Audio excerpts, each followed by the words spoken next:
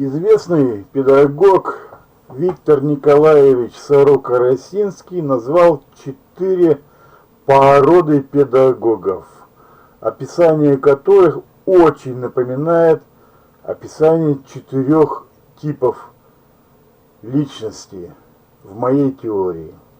Итак, он назвал 4 породы педагогов: теоретисты, реалисты, утилитаристы и артисты. Ну, я хочу рассказать подробнее про этого Виктора Николаевича Сорока-Расинского. Многие люди старшего поколения помнят фильм «Республика Шкит». Так вот, в главной роли вот этот был Виктор Николаевич Сорока-Расинский. Он проводил эксперимент в колонии, где пытался там построить самоуправление. Ну, это, конечно, утопия, но какое самоуправление может быть в колонии? Там был, колония — это тюрьма, тотальная организация, где есть колючая проволока, ограда, карцер, как наказание, или ШИЗО, как сейчас называется в тюрьмах. Какое может быть там самоуправление? Утопия. Не дай бог там преподавать в такой колонии. Ну и поэтому, как всякий утопист, он плохо закончил. Хотя человек был, конечно, гениальный, вот назвал 4 породы педагогов, но кончил плохо. В конце жизни был уже полуслепой и попал под трамвай. Трагически погиб. Ну, вот так вот. Так вот, по моему мнению, каждый тип личности имеет своеобразный стиль преподавания, стиль наведения порядка на уроке и стиль сочинения. Итак, преподаватель-психолог умеет создавать в классе теплую дружескую атмосферу. Ученики относятся к нему как к пророку. Лучше всего психолог справляется со своей ролью в младших классах, где ученики относятся к нему как к матери. Он является прирожденным воспитателем, прекрасно понимает психологию ученика, но психолог является недостаточно требовательным, не решается применять административные санкции, ставить отрицательные отметки, что приводит к такой ошибке, как понебратские отношения с учениками, особенно в старших классах, где ученики-спикеры начинают заигрывать с преподавателем, как со своей подружкой. Психолог часто имеет склонность к завышению отметок и совершенно не следит за чистотой в классе, где партии начинают разваливаться к концу учебного года, так как ученики-спикеры ради шутки вывернули из парт все крепежные болты и гайки. Психолог не умеет применять кнут, но ученики любят его за доброту и понимание их проблем. Психолог умеет организовать вечера отдыха. Психолог сам умеет танцевать и петь задушевные песни. Психолог не любит методику и часто совсем не готовится к проведению урока. Психолог надеется только на импровизацию. Психолог не имеет плана на урок. Психолог начинает свою речь и не знает, чем ее закончит, что хочет доказать. В его речи слишком много пафоса и духовности, как будто он вещает не в классе, а в церкви. Психолог часто уводит нить разговора в сторону от изучаемой темы по методу свободных ассоциаций. Психолог уступает теоретику в логике, технику в конкретности мышления, спикеру в наличии здравого смысла и лидерских качеств. После полуготового курса проксиологии, культурологии, этики или другой оторванной от жизни лженауки, прочитанного преподавателем-психологом, ученики не могут вразумительно ответить на вопрос о том, чему они научились и чем полезны эти науки. У таких учеников остается ощущение, что они попросту потеряли время. Преподаватель-техник тщательно следит за учениками на уроке и не упускает никого из поля зрения. Ни на секунду. Техник сразу пресекает все попытки заняться посторонним делом или рисовать на парте. Чтобы сохранить чистоту парт, у техника каждый ученик закреплен за определенным местом. Техник проверяет чистоту парт после каждого урока. Техник любит подолгу читать нотации и придираться к каждой мелочи. Техник умеет громко и с толком кричать на учеников на уроке. Техник добивается тщательного и аккуратного выполнения самостоятельных работ и не жалеет времени на их проверку. Техник предпочитает занижать отметки и не любит ставить хорошие и отличные отметки. Его поговорка у техника: «Я сам на 5 не знаю, я тебе 5 никогда не поставлю». Техник имеет много конфликтов с учениками, но в целом справляется с задачей поддержания дисциплины. Техник больше других типов личности любит методику, применяет различные карточки заданий, аккуратно пишет поурочные планы, применяет тесты, заставляет учеников ввести словари терминов, учить все даты, очень длинные, часто устаревшие определения и работать с картами. Его главным недостатком в процессе преподавания общественных наук является некоторая отсталость взглядов. Технику очень сложно перестроиться на преподавание по новым учебникам, но в последние годы в России каждый год появляются новые учебники по истории и обществознанию. Такой преподаватель начинает безнадежно отставать от жизни и иногда даже пытается наотрез отказываться от преподавания по новым учебникам. Поэтому администрация бывает вынуждена отправить такого ретрограда на пенсию. Причина такой отсталости кроется в том, что техники отстают в развитии абстрактного мышления по сравнению с теоретиками. Можно посоветовать технику выбрать для преподавания точные науки. Это физика, черчение, информатику или химию вместо общественных наук. В точных науках учебники не меняются десятилетиями, поэтому можно накапливать тесты и карточки заданий всю жизнь. Лекции у техника являются скучными и однообразными. В них отсутствует импровизация и фантазия, но техник способен заставить ученика выучить устаревшие догмы. Ученики на его лекциях часто дремлют от скуки. В целом техник способен дать неплохой уровень знаний. Техник умеет держать дистанцию между собой и учениками и предпочитает официальный стиль отношений с подчиненными и руководителями. Преподаватель-спикер умеет поддерживать самый высокий уровень дисциплины на уроке, так как является прирожденным лидером. Ученики относятся к спикеру как к отцу, даже если спикер носит юбку. В отличие от теоретика, спикер живо интересуется жизнью своих учеников, всегда помнит их имена.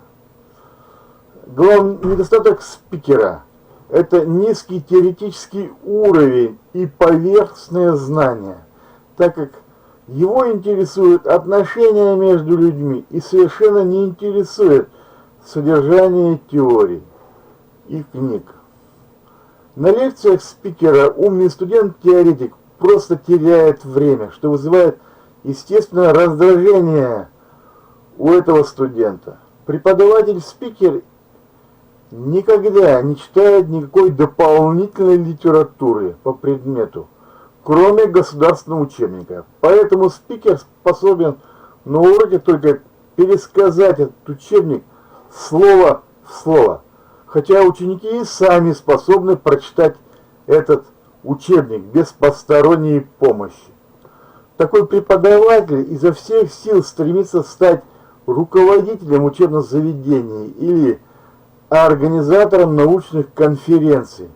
Именно спикер лучше других типов личности подходит на эти роли, на роль начальника, так как именно спикер является прирожденным руководителем и обладает самым широким кругом знакомств среди ученых, хотя эти ученые относятся к нему с некой долей презрения из-за склонности спикера к плагиату.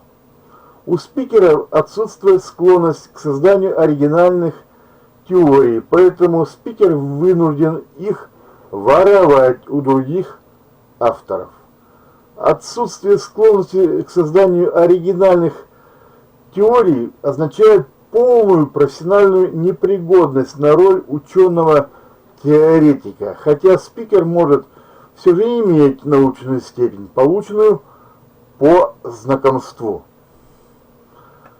В методике преподаватель-спикер любит игры и упражнения. Спикер легко перестраивается на преподавание по новым учебникам, так как никогда не имел твердых убеждений. Например, если вчера спикер изображал из себя убежденного коммуниста, то сегодня он изображает убежденного демократа. Если вчера спикер говорил одно, то сегодня может говорить совершенно противоположное. У него отсутствуют внутренние принципы. Спикер всегда ориентируется именно на господствующие в обществе и науке убеждения, принципы, точки зрения и любит держать нос по ветру. В лекциях спикера много здравого смысла и банальностей, много юмора и чужих анекдотов. Преподаватель-теоретик лучше других умеет вызвать интерес к своему предмету. Лекции теоретика являются очень глубокими и оригинальными по содержанию. Но теоретик совершенно не интересуется своими учениками, часто даже не знает их имен. Теоретик интересуется книгами и теориями, а не окружающими людьми. Теоретик мысленно парит в пространстве своих идей и совершенно не видит того, что творится у него под носом. Теоретик является слишком рассеянным. Теоретик часто имеет отличную домашнюю библиотеку, и книги являются лучшими друзьями теоретика. У теоретика возникают самые серьезные проблемы с дисциплиной в средней школе по сравнению с другими типами личности преподавателей. Но эти проблемы исчезают при работе в высшем учебном заведении, где студенты больше ценят не степень общительности и лидерских качеств, а оригинальность и полезность информации. Квалификационный уровень средней школы – это не уровень теоретика. Теоретик пытается составить в школе тиранический кодекс норм поведения на уроке для учеников, где предусмотрено соответствующее наказание за посторонние разговоры, опоздание или грубость по отношению к учителю. Но от этого кодекса мало толку. Именно теоретик способен проводить фундаментальные научные исследования, писать учебники. С коллегами теоретик почти не общается. Теоретик легко перестраивается на преподавание по новым учебникам, так как любит новизну и оригинальность идей. Теоретик предпочитает крайности в отметках, или отличные, или неудовлетворительные отметки. По любому вопросу теоретики имеют свою оригинальную точку зрения. Теоретик обладает энциклопедическими знаниями по своему предмету. Мышление теоретика отличается парадоксальностью, Его лекции имеют четкую структуру и разбиты на отдельные пункты. Например, это яркий пример, биография мыслителя, лаконичное определение в 5 слов, не больше, проблема, вывод, классификация.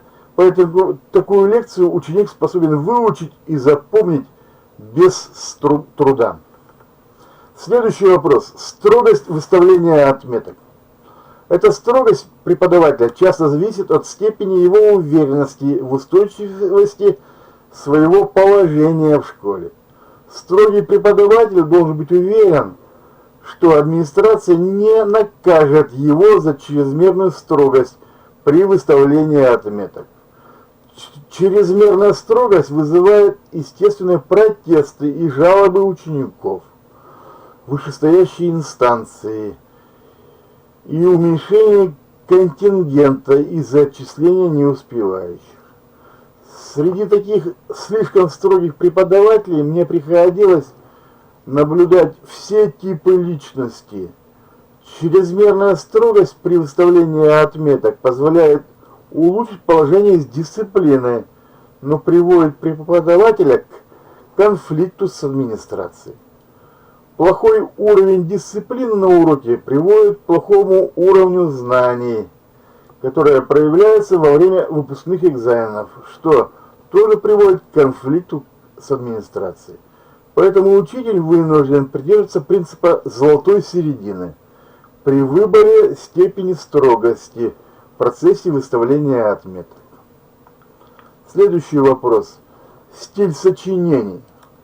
Каждый тип личности имеет свой стиль сочинений. Но этот вопрос касается авторов учебников.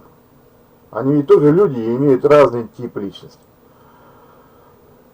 Так вот, каждый тип личности имеет свой стиль написания учебника. Например, стиль сочинения психолога является возвышенным, поэтическим и образным. В тексте учебника психолог использует много мифов и описаний собственных переживаний, много пафоса и религиозного вымысла. Подобный текст напоминает беспорядочный поток сознания. И такой учебник имеет слишком большой объем. Попробуй выучить. Поток сознания.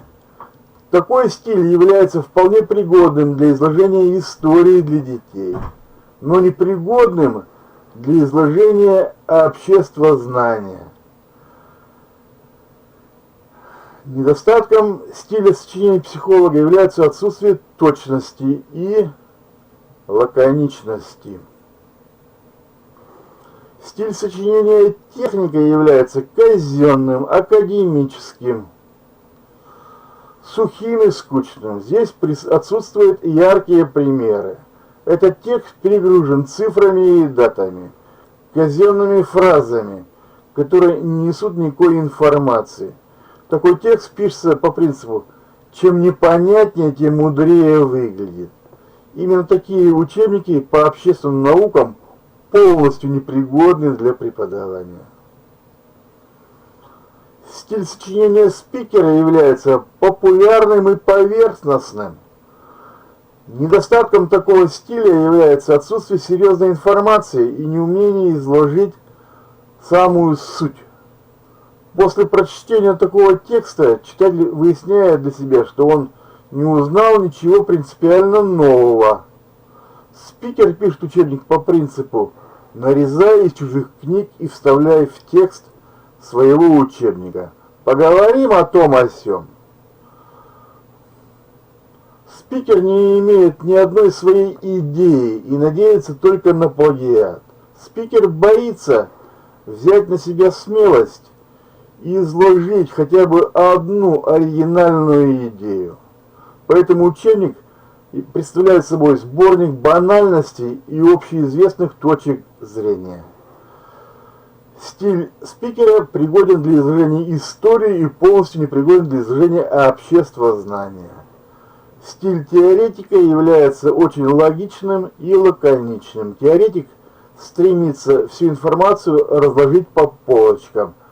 Теоретик является генератором оригинальных идей. Такой стиль является наилучшим для автора учебника. Ну, в качестве примера можно назвать, что вот учебник Кравченко по общесознанию. Кравченко спикер, поэтому, ну, пустой учебник, непригодный для преподавания, нет ничего нового. Пример учебника, написанного психологом, это учебник Боголюба, тоже непригодный. Так, следующий вопрос. Выбор преподавателем учебного предмета и философской науки для научного творчества.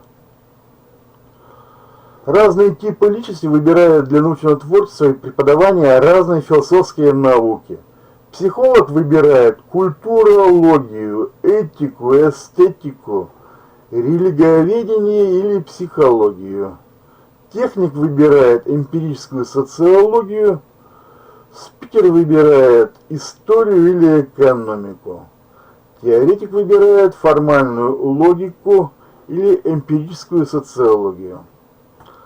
Разные типы личности выбирают для преподавания разные учебные предметы. Психолог выбирает музыку, рисование или художественную литературу. Техник выбирает физику, химию, черчение, информатику, труды. Спикер выбирает околонаучные, языковые и описательные науки. Физкультуру, историю, русский язык, иностранный язык, географию. Теоретик выбирает математику и обществознание. В ВУЗе психолог выбирает преподавание искусствоведческих наук, то есть актерского мастерства, живопись, культуру и так далее. Техник выбирает преподавание технических наук, то есть электротехнику, сопротивление материалов, техническую механику, гидравлику и так далее.